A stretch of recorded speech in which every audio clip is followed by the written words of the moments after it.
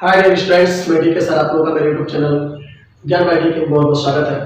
आज मैं आप लोगों के लिए पास्ट टेंस लेकर के आया हूँ। क्योंकि मैंने आपको टेंस पढ़ाना स्टार्ट जब किया है तो हमने बताया था आपको कि टेंस तीन प्रकार के होते हैं, प्रेजेंट टेंस, पास्ट टेंस और फ्यूचर टेंस। जिसमें मैंने पहला प्रेजेंट टेंस आपको पढ़ा दिया है और जैसे प्रेजेंट टेंस आप लोगों ने पढ़ा उसी तरह से आप पास्ट टेंस पढ़ेंगे। अब मैंने आपको पहले बताया था कि प्रेजेंट टेंस चार प्रकार के होते हैं और मैंने बताया भी है कि present indefinite tense, present continuous tense, present perfect tense और प्रेजेंट परफेक्ट कंटीन्यूअस टेंस। उसी प्रकार ये पास्ट टेंस भी हिंदी में भूतकाल कहते हैं। भूतकाल का मतलब जो समय बीत गया है। अब ये भी कितने प्रकार के होते हैं? चार प्रकार के होते हैं। ये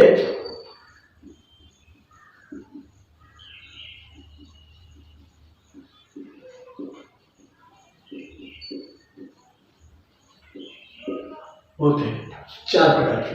जैसे प्रेजेंट टेंस था उसी तरह से आपका ये पास्ट टेंस भी है चार प्रकार का। जैसे उसमें पहले आपका प्रेजेंट इंडेफिनिट टेंस था तो इसमें पास्ट इंडेफिनिट टेंस हो जाएगा। उसमें प्रेजेंट कंटीन्यूअस था तो इसमें पास्ट कंटीन्यूअस हो जाएगा। उसमें प्रेजेंट परफेक्ट टेंस था तो इसमें पास्ट परफेक्ट टेंस हो जाएगा। और उसमें लास्ट वाला क्या था? Present perfect continuous tense. इसी तरह से इसमें भी पास्ट परफेक्ट कंटीन्यूअस टेंस हो जाएगा। यानी आप प्रेजेंट के जगह पर केवल पास्ट करते चले जाएंगे, वही चारों टेंस इसके भी होते हैं। जैसे पहला है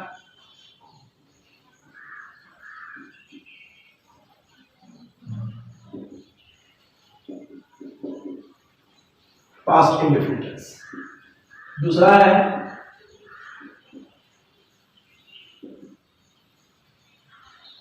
पास्ट कंटीन्यूअस टेंस, तीसरा है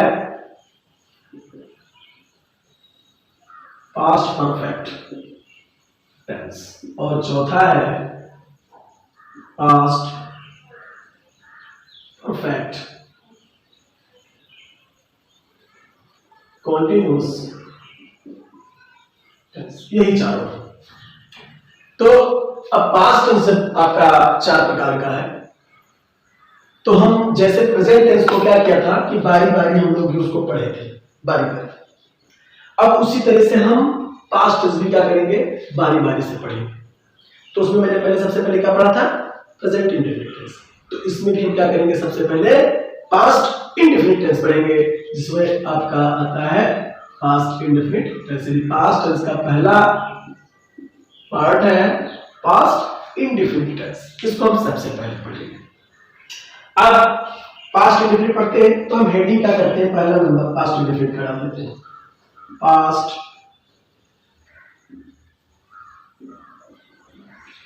इंडेफिनिट टेंस।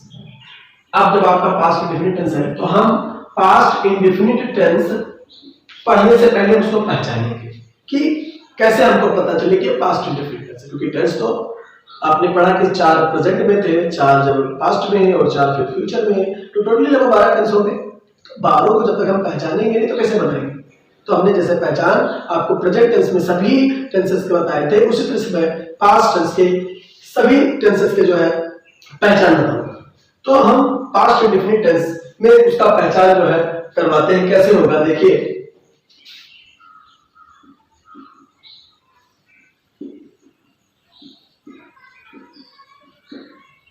जब हिंदी वाक्य के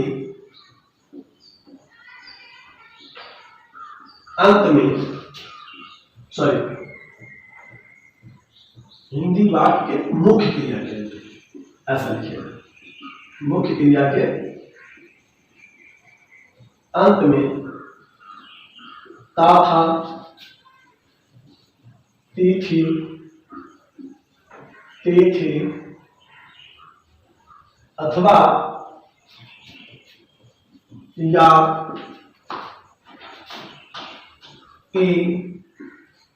ए आ शब्द आए तो वह पास्ट इंडेफिनिट टेंस होता है। अब इस तरह से हम पास्ट इंडेफिनिट टेंस को पहचान सकते हैं, इस तरह से कि जब हिंदी वाक्य के मुख्य क्रिया के अंत में ता था, ती थी, ते थे अथवा या आदि शब्द आए तो वह पास्ट इंडेफिनिट टेंस होता है। इस तरह से हम क्या कर सकते हैं, पास्ट इंडेफिनिट टेंस को पहचान सकते हैं। अब हम इससे क्या सीखे कि हम पास्ट इंडेफिनिट टेंस को पहचान सकते हैं, तो अब हम इसका ट्रांसलेशन बना सकते हैं हिंदी से अंग्रेजी में, क्योंकपहचानना ज्यादा जरूरी है।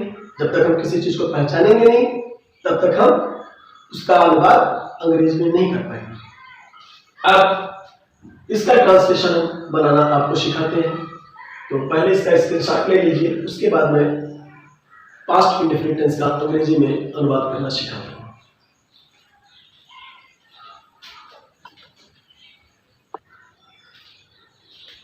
अब हम पास्ट इंडेफिनिट टेंस का हिंदी से अंग्रेजी में अनुवाद करना सीखते हैं।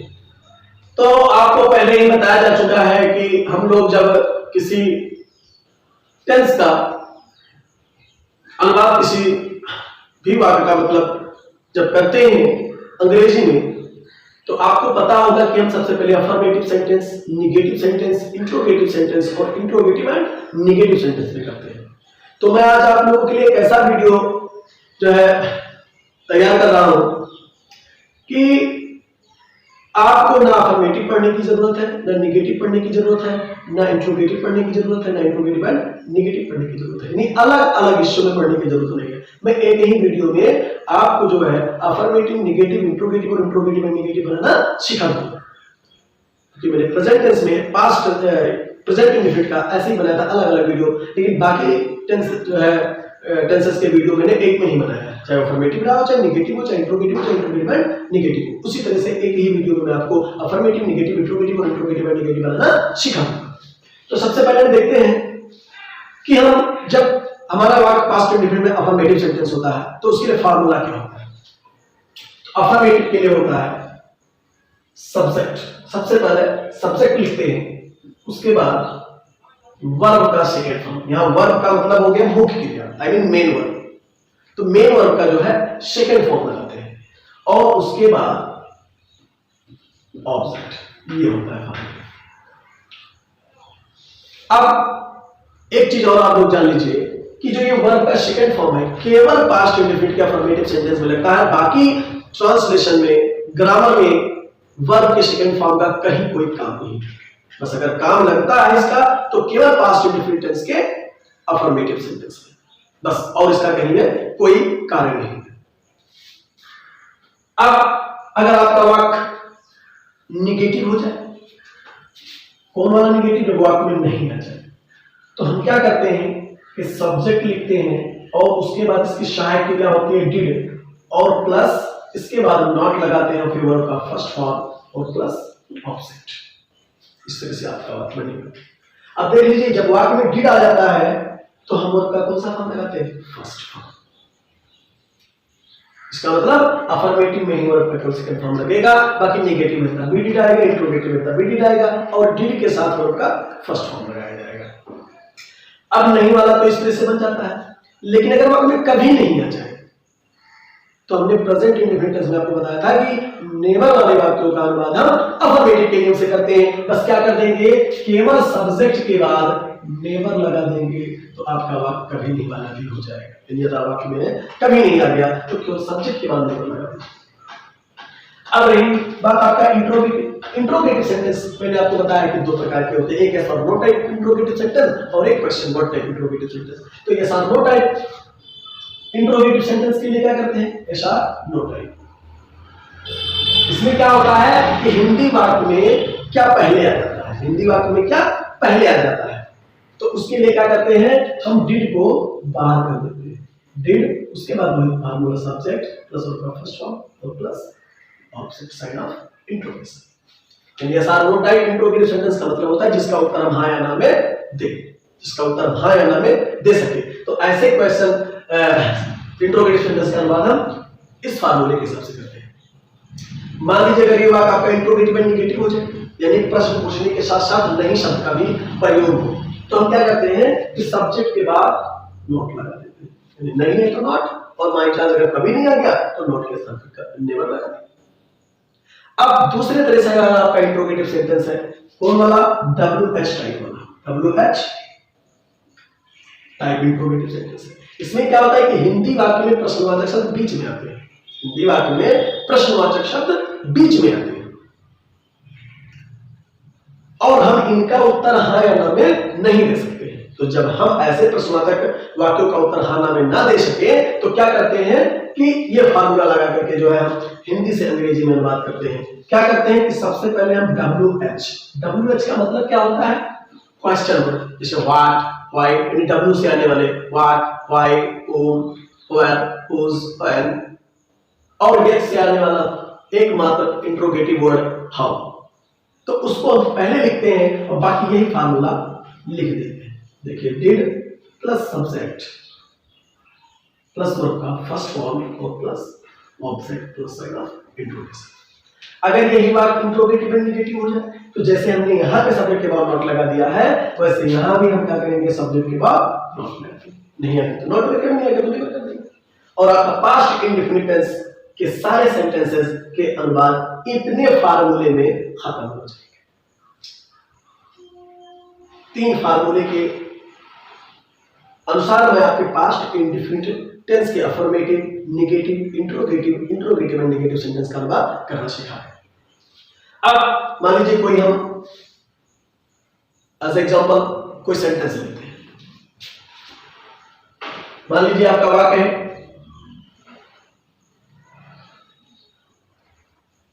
मैं विद्यालय गया। मुख्य क्रिया के अंत में क्या आ गया? या। तो हमने भी लिखाया था पहचान में, जब हिंदी वाक्य के मुख्य क्रिया के अंत में ता, था, ती, थी, ते, थे अथवा या, ए, आ आदि शब्द है तो वह पास्ट इंडेफिनिट टेंस होता है। मुख्य क्रिया के अंत में क्या आया? या। It means it is a past indefinite tense और इस वाक्य में कोई निगेटिविटी नहीं दिखाई गई है, ना ही कहीं क्वेश्चन किया गया है, प्रश्न पूछा गया है, इसलिए हमारा वाक्य क्या हो गया? अफर्मेटिव सेंटेंस हो गया। इसमें बात को मान लिया गया, स्वीकार कर लिया गया है ना, बात को एक्सेप्ट कर लिया गया कि उसने कहा मैं विद्यालय गया, तो पॉजिटिव है, मैं विद्यालय गया। तो हम इसका अनुवाद अफर्मेटिव वाले के नेम से कर सकते हैं। यहां दे दिया, देखिए सब्जेक्ट प्लस वर्ब का सेकंड फॉर्म प्लस ऑब्जेक्ट। 4 फार्मूले हैं, 1 2 3 4 और इन चारों फार्मूले से हम इनका अनुवाद करना सिखा देंगे सभी सेंटेंसेस का। सब्जेक्ट क्या है? आई, मतलब विद्यालय कौन गया? आई, काम करने वाला आई। आई के बाद वर्ब का सेकंड फॉर्म, तो गया, गया का फर्स्ट फॉर्म जाना, जाता है, तो ऐसे गो मतलब जाना और गो का सेकंड फॉर्म वेंट। फिर ऑब्जेक्ट क्या करांगे? विद्यालय। तो सेंटेंस में आई वेंट टू स्कूल। मान लीजिए अगर आपका वाक्य आ रहा है कि वह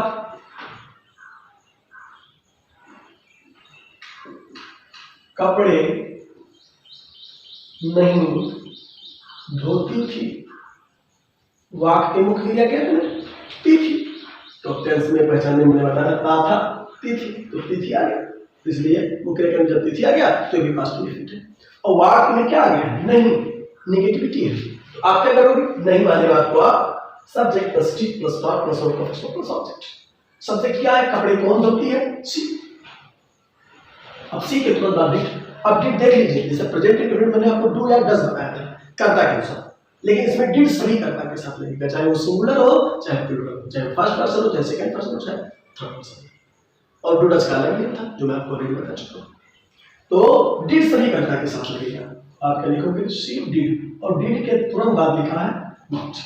फिर वर्ब का फर्स्ट फॉर्म धोना, धोना का first form wash, wash. Object है कपड़े, तो कपड़े के अंग्रेजी हो जाएगी दी क्लॉथ्स, क्योंकि कपड़े एक कपड़े नहीं धो रही है, बहुत से कपड़े धो रही है, दी क्लॉथ्स। कपड़े। मान लीजिए आपका वाक्य आ रहा है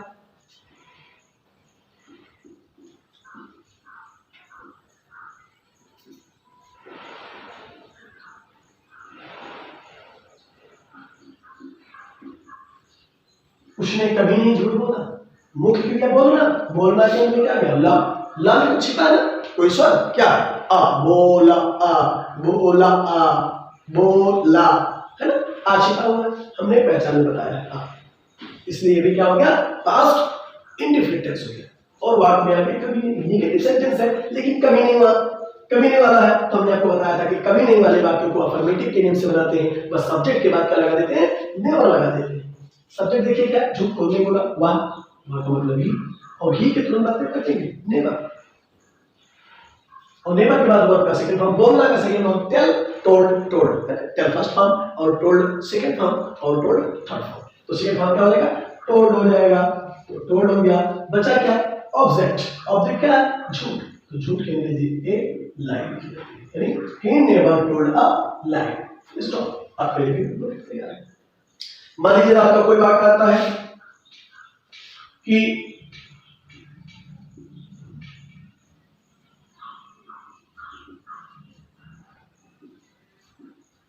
क्या तुमने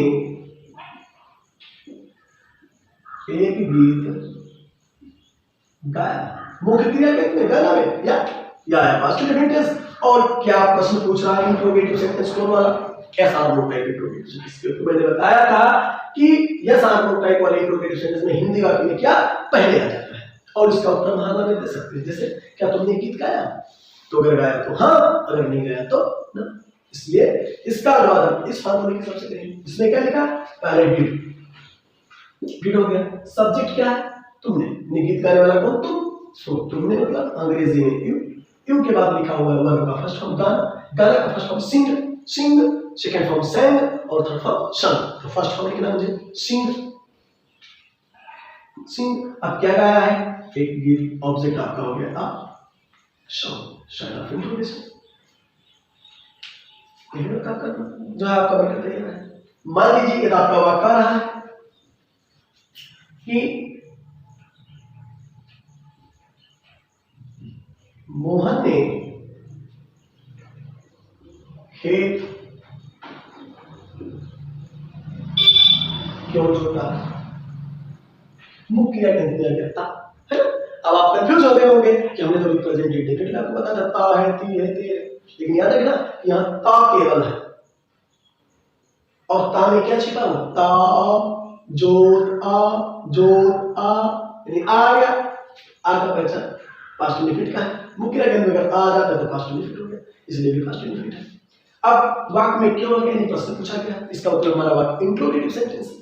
तो जब हमारा वाक्य इंट्रोगेटिव सेंटेंस होता है तो ये फार्मूला और ये फार्मूला लगाते हैं, लेकिन ये सार्वनाम टाइप के लिए ये और डब्ल्यूएच टाइप के लिए ये, यानी इसका उत्तर अगर हम हाँ ना में दे सकते तो ये फार्मूला लगता, अगर नहीं दे सकते तो ये फार्मूला लगेगा। तो देख लीजिए इसका उत्तर हाँ में दे सकते हैं, मोहन ने खेत क्यों जोता, हाँ आंसर ही नहीं बन रहा, मोहन ने खेत क्यों जोता, ना बन ही नहीं रहा, इसका मतलब ये सार्वनाम टाइप इंट्रोगेटिव सेंटेंस नहीं है बल्कि डब्ल्यूएच टाइप इंट्रोगेटिव सेंटेंस है। और सीधी सी बात है, हिंदी में पहचानने वाला था कि हिंदी में अगर क्या पहले आ गया तो वो ऐसा टाइप होता है, अन्यथा अगर क्वेश्चन बीच में आ गया तो वो डब्ल्यूएच टाइप इंट्रोगेटिव सेंटेंस होता है। अब इसके लिए क्या करेंगे, ये फार्मूला लगाएंगे, डब्ल्यूएच मतलब क्वेश्चन वर्ड, इसमें क्वेश्चन क्या है, क्यों, तो क्यों के इंग्लिश डब्ल्यू से क्या आता है, व्हाई, उसके बाद लिखा है डिड, आपने हेल्पिंग वर्ड लिखा डिड, सब्जेक्ट क्या है, खेत कौन जोता, मोहन, काम करने वाला मोहन, नहीं करता मोहन हो गया, मोहन के बाद क्या हुआ, वर्ब का फर्स्ट फॉर्म, जोतना का फर्स्ट फॉर्म क्या होता है, नाउन, यानी जिससे हम टेंस पहचानते हैं वही हमारा क्रिया होता है, काम जोतना है इसलिए नाउन फर्स्ट फॉर्म, जोतना वर्ब का फर्स्ट फॉर्म, प्लस ऑब्जेक्ट क्या जोता, खेत, खेत की अंग्रेजी आपका हो जाएगा था, फिर शायद। तो इस तरह से आपका ये पास्ट इंडिफिनिट के अफर्मेटिव सेंटेंस, नहीं वाले नेगेटिव, कभी नहीं वाले नेगेटिव, ऐसा नॉट टाइप इंट्रोगेटिव सेंटेंस और ऐसा नॉट टाइप के बजाय डब्ल्यूएच टाइप इंट्रोगेटिव सेंटेंस का बनाया। अब मान लीजिए इन वाक्यों में कहीं अगर नहीं दिया जाए, यानी हमारा वाक्य इंट्रोगेटिव है नेगेटिव हो जाए, जैसे क्या तुमने एक गीत नहीं गाया, तो हम क्या कर देंगे, सब्जेक्ट के बाद लगा देंगे, सब्जेक्ट क्या है, यू, फिर हम नॉट करेंगे। यही अगर आपका वाक्य हो जाए कि मोहन ने खेत क्यों नहीं जोता, तो सब्जेक्ट क्या है, मोहन है, तो मोहन के बाद यहाँ क्या कर देंगे, नॉट लगा देंगे, आपका इंट्रोगेटिव इंडिकेटिव सेंटेंस भी। तो आप इतनी आसानी से किसी भी टेंस का हिंदी से जो है अंग्रेजी में अनुवाद करना सीख सकते हैं। बस आप लोगों से मेरा एक रिक्वेस्ट है कि मेरे इस यूट्यूब चैनल के MYTK को जो है सब्सक्राइब कर दें, अगर अभी तक आप लोगों ने सब्सक्राइब नहीं किया है तो इसको सब्सक्राइब कर दें और बेल आइकन जरूर दबा दें ताकि मेरा यूट्यूब पर कोई वीडियो जो है अपलोड हो तो उसका नोटिफिकेशन आप तक पहुंचे और आप उसको देख करके ढेर सारा ग्रामर संबंधित ज्ञान प्राप्त करें। और ज़्यादा से ज़्यादा मेरे वीडियोस को आप लोग शेयर करें, लाइक करें, कमेंट भी करें। और ख़ास बात ये कि आप मेरे वीडियो प्लेलिस्ट में जाकर के इसके पहले जितने वीडियोस हैं उनको आप देख लीजिए। आपके जो है ज्ञान के लिए, आपके अंग्रेजी ग्रामर के लिए इतनी सी जो है बेसिक के मैंने ट्रांसलेशन बनाने के वीडियोस बनाए हैं, उसको जो है आप देख लीजिए। आपको निश्चित बहुत ही मजा आएगा उन सबको पढ़ करके, और आप बहुत आसानी से किसी भी जो है हिंदी सेंटेंस को अंग्रेजी में आप अनुवाद कर सकते हैं।